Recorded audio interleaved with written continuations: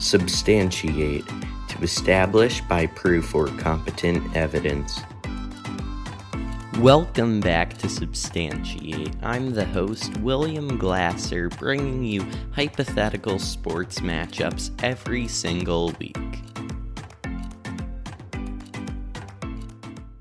Welcome back to the Substantiate podcast, where every week I discuss a new hypothetical matchup. I am the host, I am William Glasser, and so today is a bit of a different episode. I don't have a guest today, and I'm not actually home in my normal recording area. I'm recording this on Tuesday, the day before I release this. And so today is going to be a bit of a different episode, just me, and rather than a bit of a hypothetical matchup, obviously last Thursday was opening day in Major League Baseball.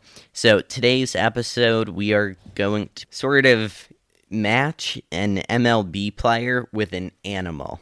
So a bit of a very strange matchup, or not even a matchup in a way, but regardless, this will still be interesting. So obviously go check out all the social medias at SubstantiatePod, Instagram, Twitter, Facebook. On Instagram, I've been posting some reels, and basically now they allow you to, it's like on TikTok, a duet. Anyway, you just put your video right beside someone else's. So I've made some funny ones with the MLB, with several thousands of views now. And the MLB actually commented on one of them that I made. They just put like a shocked emoji. Anyway, that was pretty cool. So you can go find those. Instagram at SubstantiatePod. I've also been tweeting out some more about some live baseball games going on. So for some live thoughts, check it out there. Anyway, so let's get back in here with some different animals and MLB players. So I have a list here from ESPN, and I guess they each year have like a power ranking for players in the MLB. And so I just did, let's see, I have the top 8 here and then some others throughout. I think it might come out to be like 10 to 12. See how long this goes. Anyway, so we'll go ahead here. And number 1 on the list, who was also number 1 last year, and that's going to be Mike Trout. And so for this, I decided to have Mike Trout sort of be a mule. So my thinking here is sort of, obviously, he is a very strong player. I believe last night, on Monday night, he had a home run. Not sure how far it went. But anyways, there's that. Then he also has a lot of endurance. He's been at this and one of the best in the game for almost a decade now, I think, since he was a rookie. Maybe not quite a decade, but he's getting there, and obviously he hasn't pulled through in the postseason for the Angels, but, you know, he signed a big contract. He's basically locked up in LA for the rest of his career. And so mules, they are sort of the best of each, a donkey and a horse, obviously. So they got a bit more of the size of a horse. They're strong like a donkey. And so Mike Trout, he's like a workhorse, but better, but stronger, but everything times 10, it feels like. So Mike Trout is going to be a mule here.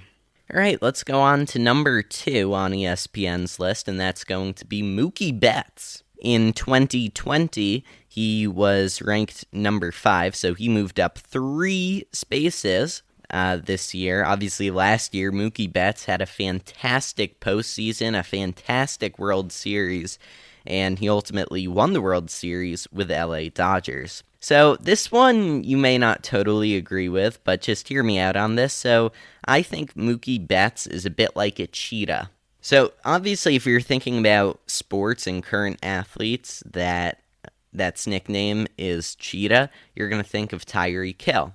And so, obviously, Tyreek Hill, he is extremely fast, right? He is one of the best wide receivers in football, and the Kansas City Chiefs won a Super Bowl with Patrick Mahomes and went back to it this year and lost to the Buccaneers. But here, Mookie Betts, he's also fast. He's an outfielder.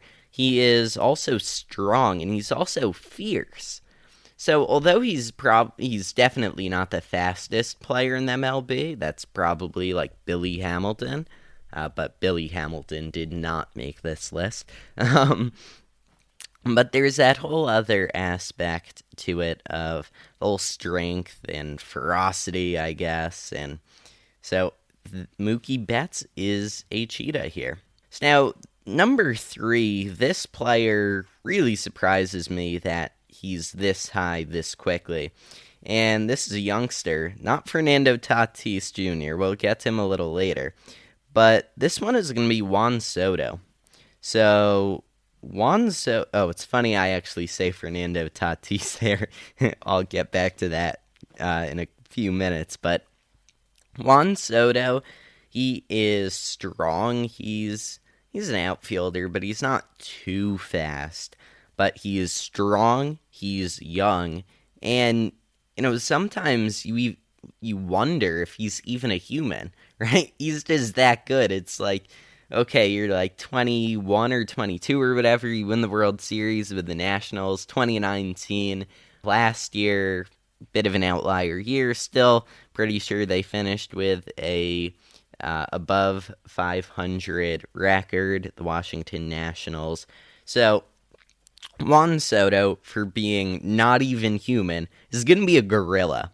So a gorilla the one thing about a gorilla is he may not have the brains, which Juan Soto, it's not like he's the smartest baseball player, but he's not a dumb baseball player. But anyway, he's just got that, close to a human, but almost not even a human. He's just that good. And he's so young still, and he may one day come and take Mike Trout's spot as number 1 up here as Mike Trout starts to age. But, Juan Soto, he's just so strong, and he's got so much energy, and he's like a gorilla. All right, let's keep going down the list. Number 4 from ESPN, Ronald Acuna Jr. of the Atlanta Braves. So will this be Atlanta's year? Maybe, maybe not. However, what Ronald Acuna Jr. is, he's strong, he hits plenty of home runs, he's also fast, and one of the fastest birds, I think, is a falcon. So Ronald Acuna Jr. here is going to be a falcon, a strong bird, a predator, and also just happens to be that he plays in Atlanta, and obviously there's the Atlanta Falcons in Atlanta also. Nice coincidence. Say hi to Julio Jones for me. So, but yeah, Ronald Acuna Jr., he's also pretty young. He's super strong. He hit, I want to say it was 14 home runs last year. Could be wrong with that, but he hit plenty of home runs in that shortened season last year. And he's also fast for that, and he's a good contact hitter also. And he's also just a fun player to watch. And there we go, Ronald Acuna Jr., the Falcon. Next up, number 5 on the list, which is a bit controversial, 5 and 6. A bit interchangeable, but anyway, this player was number 2 last year, fell down to 5 this year. Not sure why exactly. I don't think he got worse. I think it's that the other 3 got better. But anyway, this is going to be Garrett Cole. Now, you might be wondering, well, why is that controversial? Garrett Cole is one of the best pitchers in the major leagues. You are right.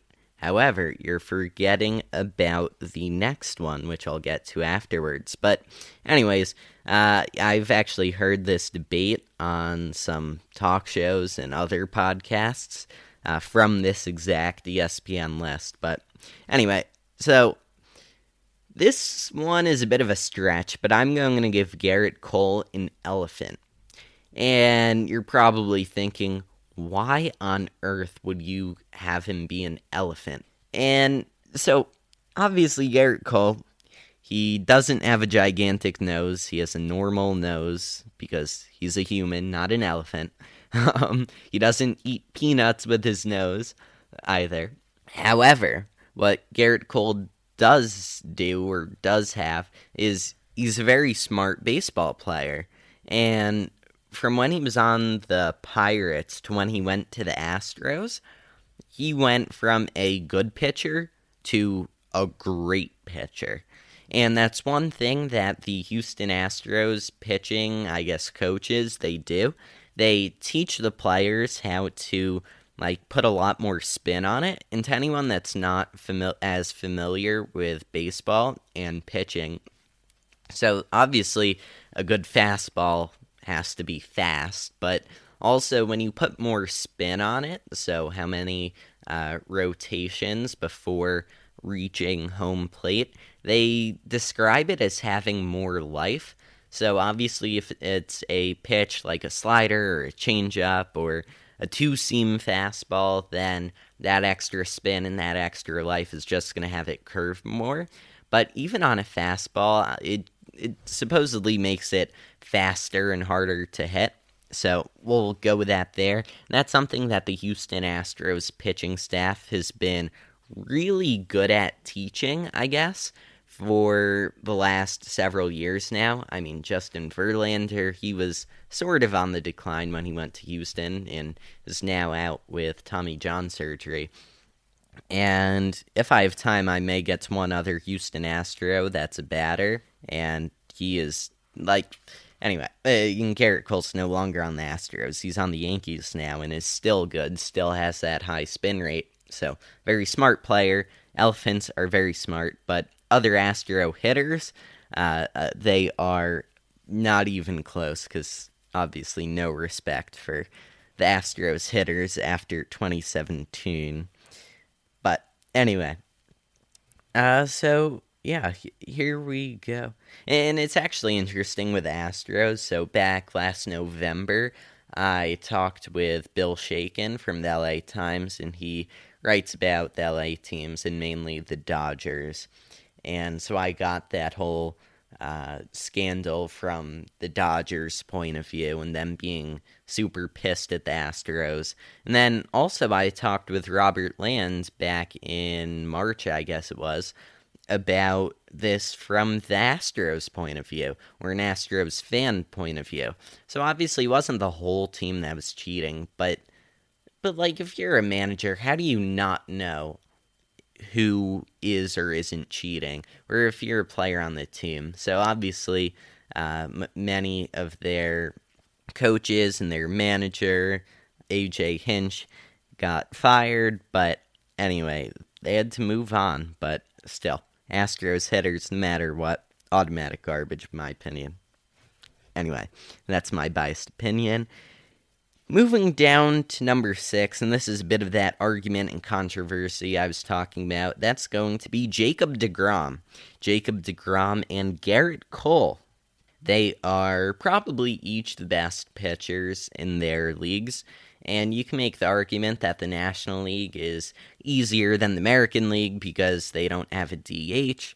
Well, last year the NL did have a DH, but this year they don't because the players, all the stupid negotiation and leverage things, it's terrible. Anyway, Jacob deGrom, he was number 3 last year, so following Garrett Cole last year as well. So I guess the people over at ESPN that vote on this, they just think that Garrett Cole is better. But anyway, so Jacob deGrom is a sheep.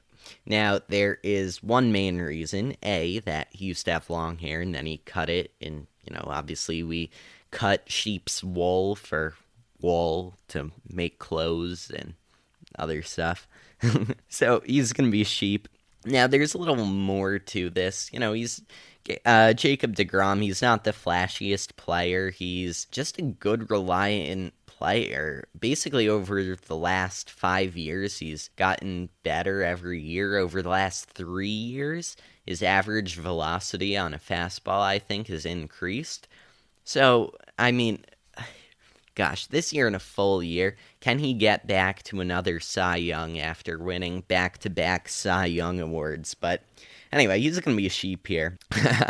All right, so before we keep on going, give me just 1 minute to tell you about this bar that I've really been enjoying lately. It's called Built Bar. Check them out on BuiltBar.com. It is a protein bar, and it honestly kind of tastes like a candy bar. It's covered in 100% chocolate. However, on the inside, it is high protein, high fiber, low sugar, low carbs, and low calories. So actually, on their website, they have a really good comparison, comparing them to all of the other leading protein bars. So you can compare all the nutrition facts. It's pretty cool. And so these bars, they're not just healthy, though. They're still delicious. They have amazing flavors like raspberry cheesecake. Right now, my current favorite is mint brownie. They recently were selling churro marshmallow. Those were delicious. Unfortunately, that was a sale, and unfortunately, they're gone now. But there's also double chocolate, coconut almond, peanut butter brownie. There's all different ones of nut and non-nut variety, whatever you prefer. And so, yeah, go check them out, BuiltBar.com. Use code SUBSTANTIATE to save 10% off your next order. Code SUBSTANTIATE to save 10% off your next order for really an amazing product. Again, go to BuiltBar.com. You can check that out there. All right, number 7, Freddie Freeman. Last year, Freddie Freeman was number 17, but he won the NL MVP last year, best player in the National League, and he's not even the top Atlanta Brave on this list. That would be Ronald Acuna Jr. So the Braves and the Mets, that might be one of the most fun rivalries this year, depending on if the Mets can live up to the hype. But man, the Braves, they're a bit proven now over the last 2 years in the postseason. But wow, that's going to be fun to watch in the NL East. Anyway, back to Freddie Freeman. He's going to be a B. Now, Bs are hard workers. They can, the whole colony thing, it doesn't exactly fit in the same here. But anyway, Freddie Freeman is going to be a B, and he will sting the ball. He'll just flick it out of the ballpark just like that. He doesn't have the fastest swing in baseball. You could argue Giancarlo Stanton or Mike Trout for that. Their swings are just so quick. But anyway, Freddie Freeman is a B. He'll hit the ball out of the park. Gonna make the next ones quicker so I can squeeze them in. Fernando Tatis Jr., he's also going to be a gorilla, and that's why I was laughing a little before when I mentioned him with Juan Soto, because I gave them the same thing. Fernando Tatis Jr., he's just so strong, and also to the point where I was talking about Jacob deGrom and not being the flashiest player. Fernando Tatis, like the whole, swinging on 3-0 last year, and the quote, unwritten rules of baseball stuff. There was all that, and you can just imagine him like pounding his chest or something as a gorilla. So another reason there for Tatis. And surprisingly, last year he was ranked 41. I mean, I hadn't even heard of him until like midway through. I wouldn't say midway through the season, but towards the beginning of the season. So, I mean, obviously the people at ESPN knew something about him last year. All right, so I'm going to skip down now to number 10, Francisco Lindor. He's going to be a hyena. Now, at least when I think of hyena, I think of the Lion King and those geniuses laughing. But yeah, the whole smiling and laughing thing, and I'm pretty sure, could be wrong about this, but I'm pretty sure one of Francisco Lindor's nicknames from back in Cleveland was like Mr. Smile or something. So that's why he's going to be a hyena here. Skipping down, number 13, Alex Bregman, trash can / Oscar the Grouch. Moving on, let's see, Trevor Bauer. Trevor Bauer is going to be a dog. Trevor Bauer is ranked number 16. Last year, he was ranked 88. So he moved up a lot since last year, and he just wants to have fun. And, he might break something along the way. He might decide to close his eye during spring training and throw a pitch, and he may even wind up hitting someone while trying that. He did. But anyway, he's just a dog. He's a crazy player. He's just trying to have some fun out there, and now he's over in LA with the Dodgers. So hopefully he's having some fun out there and can stay as far away from my Yankees as possible. I don't want him doing any of that closed one eye hitting a batter stuff, unless it's the World Series. Moving on, let's just do a couple more here. Jumping way down, this is going to be DJ LeMahieu, number 19. This is a simple one. It's not even an animal, a machine. His nickname is La Machine, because he is a machine. His batting average, let me look this up here. His batting average in 2019 when he came to the Yankees was .327. Then last year with the Yankees in 2020, .364. That led the league. Last year, he also had the highest on-base percentage in the league with .421. He had the highest OPS, on-base plus slugging, of 1.011. His OPS was greater than 1. That does not happen all too often. He is a great, and one of the more advanced analytics, OPS plus. Not entirely sure how this one works. I mean, on Baseball Reference, they show you a formula here, but I can't even make anything out of it. Anyway, he also led the league in that last year. He came in third for the MVP last year, got a Silver Slugger each of the last 2 years. The 2 years before that, he got Gold Gloves. So far this year, in 4 games, he's batting .286 with an on-base percentage of .474. Obviously, 4 games into the season, 19 plate appearances, 14 at-bats. Don't read too much into it, but you get the point. He is a great player. DJ La Machine. Keeping on with the Yankees, Aaron Judge, he's a giraffe. He's 6'7".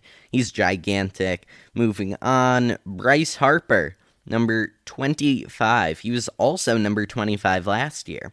And he's going to be a lion. So he even had like that long hair. I'm not sure if he still has the long hair and the beard. And it's almost like he has a lion mane. So he's just going to be a lion here. So that is, I like that. And last but not least, with another quick one here, Vladimir Guerrero Jr. up in Toronto on the Toronto Blue Jays.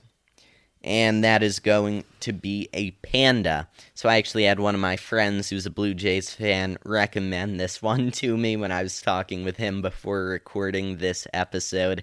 And, I mean, he lost like 30 pounds or something in the offseason, but still, Vlad Guerrero, he's a bigger first baseman. If you're a Blue Jays fan, you're hoping that he has a big breakout year this year and he'll start hitting really consistently and hitting plenty of home runs. We'll see. Time will tell. But anyway, Vlad Guerrero, he's a panda. Just look at him. I mean, not sure if the hair lines up with that, but anyway, he's a panda. And that's going to wrap it up for MLB Players as animals. Again, this was a much weirder episode, and I may or may not come back to this either with more MLB players or NBA or NFL players if I ever am in a tight situation and need to record an episode. I do have another couple episodes that I've already recorded, and those will be coming out in like 2 weeks once I eventually get home and can spend some time editing them nicely. So anyway, that's going to do it today. Next week there will be...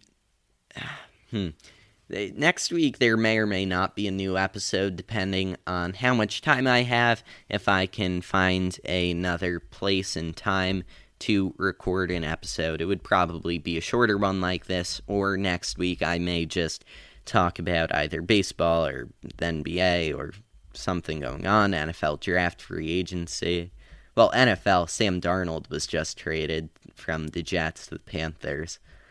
Crazy stuff happening with the draft. Anyway, I gotta wrap it up today. So, hope you enjoyed this episode. Maybe next week I'll do that mailbag episode I've been talking about. So send me a question. Could be about anything, me, my favorite sports teams, the podcast, future episodes of the podcast, previous episodes of the podcast. Send those over either to substantiatepod@gmail.com or as a DM to any of our social media accounts at substantiatepod. Hope you enjoyed this episode. If you could share this with a friend, post it on your Instagram story or whatever, or tweet it, that would be amazing. Thank you so much. Go tell a friend. Helps out a ton. And I guess I will either see you next week or in 2 weeks. So until then, have a great week. Thank you for listening to this episode of Substantiate. The best way to help support the show is to, number one, tell your friends about Substantiate. That is the number one way to support us. The second way is to leave us a 5-star review in Apple Podcasts or Podchaser. Number 3, follow us at SubstantiatePod on Twitter, Instagram, and Facebook. Hello, I'm Anthony. And I'm Dr. Issues. And we're hosts of Capes on the Couch, the podcast where comics get counseling. Superheroes don't always get to go home happy. That's where we come in. We offer psychiatric and mental health analysis of comic book characters. So check us out at capesonthecouch.live and across all social media platforms at Capes on the Couch.